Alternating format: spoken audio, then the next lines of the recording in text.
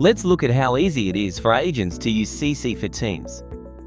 Agents can sign on with Azure Active Directory to access the CC4 Teams client. On the top left is the button to join or unjoin one or multiple queues. A red button indicates no queues are joined at the moment. When clicking on your status in the top right corner, availability statuses appear. Busy and do not disturb reasons have sub-statuses to choose from. These can be customized by you. When available, an agent can choose which number to use for an outbound call. An outbound call can be made from the dial pad or contact list.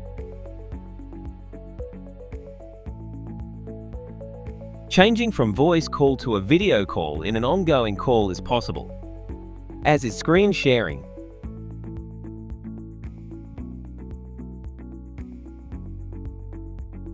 An incoming call can be ignored, and if not picked up by someone else in the queue, it will be offered again once the status is set to available. It's possible to do a warm or cold transfer from the contact list. Simply use the search field and select the destination. After the call transfer is completed, the wrap-up time starts, after which the status is set to available again. This can also be done manually. There's also the option to start a chat directly from the contact list icon. CC4 Teams offers a dynamic tab which can be used to open a large number of integrations or web pages.